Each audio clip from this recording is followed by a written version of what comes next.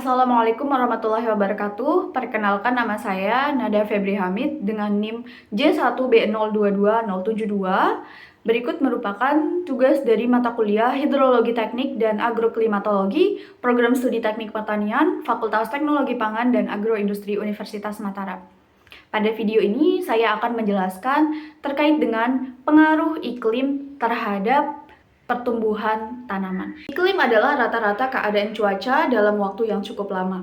Iklim merupakan fenomena alam yang digerakkan oleh gabungan unsur-unsur, di mana unsur-unsur tersebut yakni radiasi matahari, temperatur, kelembaban, awan, hujan, evaporasi, kecepatan angin, dan tekanan udara.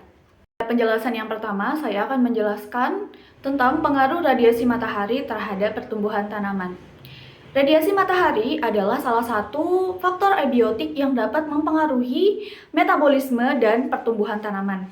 Radiasi matahari merupakan sumber energi untuk proses fotosintesis. Radiasi matahari juga mempengaruhi suhu.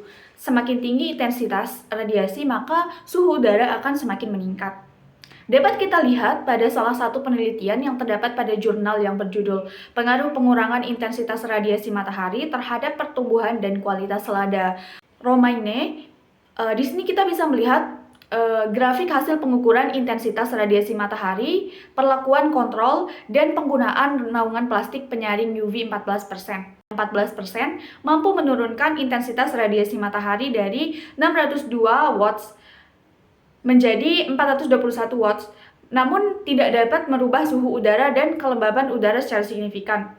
Selanjutnya yakni pengaruh temperatur terhadap tanaman. Suhu permukaan bumi menunjukkan kecenderungan peningkatan secara linear sebesar 0,85 derajat Celcius pada periode tahun 1880 sampai 2012 dan diprediksi akan terus mengalami peningkatan sebesar 2,5 sampai 5,8 derajat Celcius. Pada akhir abad 21, Indonesia sebagai salah satu negara tropis diperkirakan akan mengalami dampak akibat peningkatan suhu global. Lihat pada jurnal penelitian pengaruh suhu udara terhadap tanaman padi. Suhu udara memainkan peranan penting dalam pertumbuhan dan perkembangan tanaman padi. Perubahan suhu dapat mempengaruhi berbagai aspek kehidupan tanaman padi, termasuk pertumbuhan vegetatif, pembungaan, pembuahan, dan produksi biji. Perubahan iklim yang menyebabkan kenaikan suhu dapat berdampak negatif pada produktivitas padi hingga 50%. Suhu tinggi dapat memperlambat pertumbuhan dan perkembangan tanaman padi. Penting untuk memahami bahwa tanaman padi memiliki toleransi suhu tertentu tergantung pada varietasnya. Dan faktor-faktor lain seperti kelembaban udara, cahaya matahari, dan juga ketersediaan air dapat mempengaruhi respon tanaman terhadap suhu udara. Selanjutnya yakni pengaruh kelembaban terhadap pertumbuhan tanaman. Di sini kita bisa melihat sumber jurnalnya. Yang pertama ada regresi linear berganda kelembaban udara dan intensitas cahaya matahari terhadap produksi tanaman padi di perkotaan. Dan jurnal yang kedua yakni ada sistem kontrol intensitas cahaya, suhu, dan kelembaban udara pada greenhouse berbasis Raspberry Pi. Kelembaban mempengaruhi keberadaan air yang dapat diserap oleh tanaman. Hal tersebut dapat mengurangi penguapan. Kondisi ini sangat mempengaruhi sel. Kelembaban juga penting untuk mempertahankan stabilitas bentuk sel. Suhu memiliki pengaruh nyata terhadap pertumbuhan dan perkembangan tanaman. Sedangkan kelembaban udara berpengaruh pada pertumbuhan seperti yang ada pada sumber di sini, yakni pada pertumbuhan padi dan juga pada greenhouse berbasis Raspberry Pi. Di sini kita dapat melihat pada gambar, berdasarkan gambar di samping diperoleh bahwa titik-titik yang dihasilkan mendekati sumbu diagonalnya. Maka model regresi yang diperoleh dari produksi padi sawah dan gogoh dengan dua peubah bebas, ini kelembaban udara dan juga penyinaran matahari, berdistribusi secara normal, di mana sebaran data berada di sekitar garis diagonal. Kelembaban udara merupakan faktor yang berpengaruh pada pertumbuhan tanaman dalam greenhouse. Pencahayaan dari matahari yang berlebihan dapat meningkatkan suhu dan menurunkan kelembaban udara, sehingga mengakibatkan kerusakan pada tanaman. Maka dari itu, kelembaban udara pada ruangan greenhouse juga harus dikontrol. Pengontrolan sebaiknya menggunakan sistem kontrol yang canggih yang diintegrasikan dengan sistem komputer supaya dapat mengontrol dan memanipulasi suhu dan kelembaban udara secara real time. Selanjutnya yakni unsur iklim yang selanjutnya yakni evaporasi. Pengaruh evaporasi terhadap pertumbuhan tanaman. Di sini kita dapat mengetahui bahwasannya evaporasi adalah suatu kejadian perubahan fase cair menjadi fase gas uap atau proses penguapan dari permukaan ke atmosfer. Selain dikendalikan oleh faktor-faktor fisik seperti ketersediaan evaporasi, juga oleh aktivitas pemindahan massa uap air. Di sini kita dapat melihat pada jurnal penelitian pendugaan evapotranspirasi bulanan tanaman padi sawah dengan menggunakan model simulasi tanaman di Kabupaten Jayawijaya, Provinsi Papua. Di mana di sini ada tabel yang menunjukkan evapotranspirasi dari bulan Januari hingga bulan Desember di daerah Pegunungan Jayawijaya, Papua dengan satuan milimeter.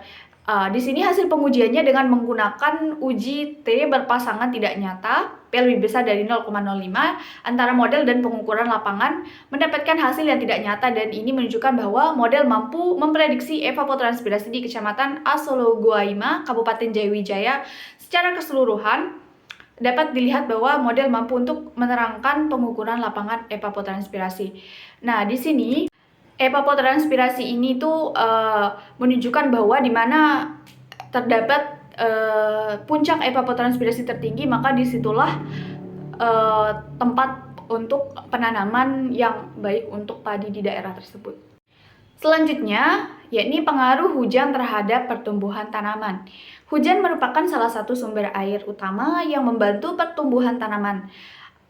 Secara alami, hujan terbentuk dari proses kondensasi atau pembekuan uap air di udara yang akan berubah menjadi awan. Pada kondisi di mana awan tidak dapat lagi menampung air, maka terjadilah yang namanya hujan.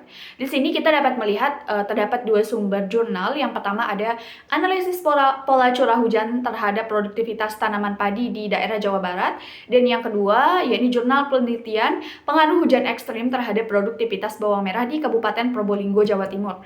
Di sini kita dapat melihat grafik yang menunjukkan bahwa data curah hujan tertinggi terjadi pada bulan Desember 2012 dan terendah pada bulan Agustus 2006, 2007, dan 2012 dengan curah hujan sebesar 0 mm. Analisis grafik menunjukkan pada gelombang sinusoidal pada data curah hujan menandakan adanya faktor musiman dengan pola yang berulang. Kemudian di sini pada penelitian yang kedua yakni produktivitas bawang merah, yaitu jumlah produksi bawang merah terhadap luas produksi. Produktivitas bawang merah dalam penelitian ini diklasifikasi menjadi pada saat kondisi normal dan pada saat terjadi La Nina atau terjadinya peningkatan curah hujan.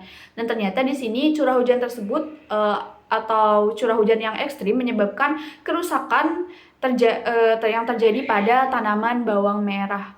Dikarenakan dapat menyebabkan banjir pada tanaman tersebut sehingga menyebabkan pembusukan terjadi pada tanaman bawang merah. Selanjutnya yakni ada unsur iklim, yakni angin, yakni pengaruh angin terhadap pertumbuhan tanaman. Di sini terdapat dua sumber penelitian, yakni jurnal yang pertama pengaruh kecepatan angin terhadap evapotranspirasi berdasarkan metode Penman di kebun stroberi Purbalingga. Dan penelitian yang kedua yakni pada jurnal pengaruh parameter iklim terhadap produktivitas jeruk siam di Kabupaten Sambas. Nah, di sini kecepatan angin dapat membantu penyuplaian karbon dioksida untuk pertumbuhan tanaman. Angin yang kuat dapat meningkatkan kecepatan transpirasi pada permukaan daun tanaman, yang pada gilirannya dapat meningkatkan kehilangan air dari tanaman.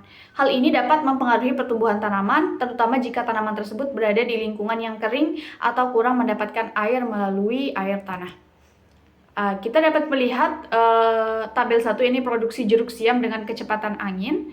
Di sini terdapat data dari tahun 2011 sampai 2020-nya penurunan dan juga peningkatan hasil produksi pada masing-masing pohon jeruk tersebut. Kecepatan angin yang ada di Kabupaten Sambas dari tahun 2011 sampai 2020 mengalami fluktuatif. Kecepatan angin terendah terjadi pada tahun 2017 dengan kisaran kecepatan angin mencapai 0,86 meter per sekon. Namun berdasarkan kecepatan angin tersebut tidak terdapat adanya pengaruh terhadap produktivitas tanaman jeruk siam. Baik, di sini kita juga dapat melihat pada penelitian yang lain, yakni ada model kecepatan angin terhadap waktu sebelum dan setelah interpolasi. Di sini ada kecepatan angin dan juga perbandingan kecepatan angin dengan satuan meter per sekon dengan rentang waktunya per jam. Di sini kita dapat mengetahui bahwasannya pengaruh kecepatan angin dan evapotranspirasi terhadap pertumbuhan buah stroberi. Yang pertama, yakni ketinggian tempatnya. Tempat tumbuh stroberi tersebut harus berada di antara 1000 sampai 1500 meter DPL. Yang kedua, suhunya sekitar 17 sampai 28 derajat Celcius dengan kelembaban antara 80 sampai 90% dan radiasi surya 8 sampai 10% jam per hari untuk mendapatkan hasil produktivitas yang maksimal. Demikianlah penjelasan terkait dengan pengaruh unsur iklim terhadap pertumbuhan tanaman. Sekiranya jika ada yang kurang, bisa ditulis di kolom komentar. Terima kasih. Wassalamualaikum warahmatullahi wabarakatuh.